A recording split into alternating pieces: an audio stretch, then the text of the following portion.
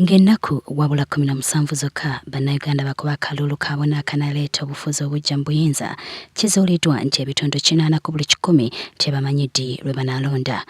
Kino no kireeseewo obweraliikirivu mu batunuulizi b'ebyokwerinda abalowooza nti oboolyawo akakiiko k'ebyokulonda akakulirwa Engineer Badru Kiggundu tekakoze kimala. Bino nno byonna biragiddwa alipoota efulumiziddwa ekibiina kya Sion enkya ya leero eraze nti ekibiina kya NRM kye kisinze okutalanga eggwanga okunoonya obululu ssaako nabangi ku beesimbyewo okuba enkuŋŋaana oluvannyuma lw'essaawa 12 ezikkirizibwa mu mateeka g'okulonda.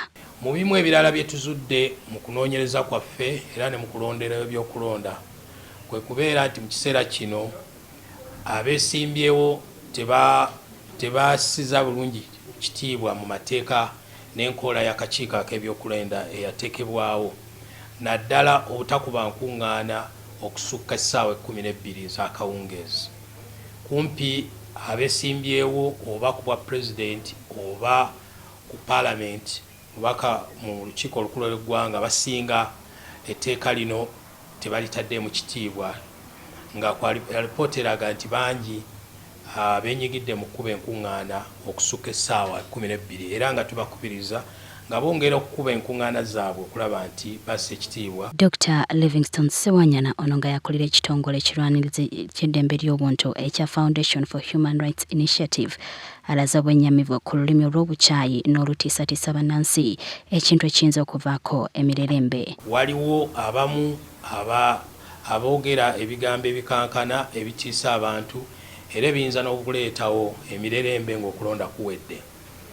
Ku nsonga eno twagalira ddala okukubira ddala omulanga eri abakulu naddala mu kiseera kino Honorable Kasule Lumumba bw'abanga kituufu ddala yagambye nti bannayuganda abaneekalakaasa ng'okulonda kuwedde bajja kuwa amasasi.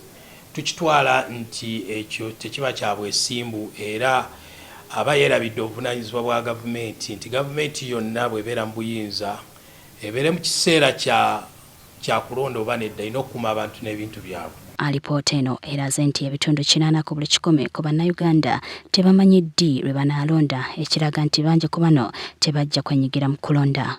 Ye Kakensa mu by'empuliziganya Charity Ahimbisibwe atunnyonnyodde nti kino kiraga nga akakiiko k'ebyokulonda bwe katakoze kimala kulaba nga bannansi bamanya buli kyetaagisa ku nsonga z'okulonda. Beetaaga nnyo ne beenyigira mu kintu ky'okulonda kubanga kyekintu kyokka kye balina ge maanyi gokka ge balina okufuna services ze babadde banoonya obudde buno bwonna okukyusa ku mbeera nga babadde bagyagala naye ate ne babeerawo nga tebalina information ekitegeeza tebajja kuba kalulu. Kati ffe tubadde twegayira nti Electoral Commission babiteekemu amaanyi gye babadde batuuseeko bongeremu amalala bayongere ku bannayuganda babategeeze ku bintu by'okulonda. Dr. Ssewanyana era ayogeddeko ku nsonga y'okuyuza ebipande by'abo abeesimbyewo omuze gwagambye nti gwennyamiza. Ensonga endala gye tutunuulidde ye neeyisa ey'abawagizi mu bitundu ebitali bimu naddala ku nsonga ekwata ku bipande by'abeesimbyewo. Tukizudde nti mu bifo ebimu nga Bukedi, Kigezi n'ebitundu ebimu eby'Obusoga ebipande ebyo bitimbululwa oba ne biyuzibwa ng'era ebisinze bye bya FDC nga ebya Go Forward ate era n'ebimu ebya NRM nga ebipande bino okubiyuza twagala okutegeeza bannayuganda batakimanyi nti kuba kumenya mateeka era osobola okuvunaanibwa.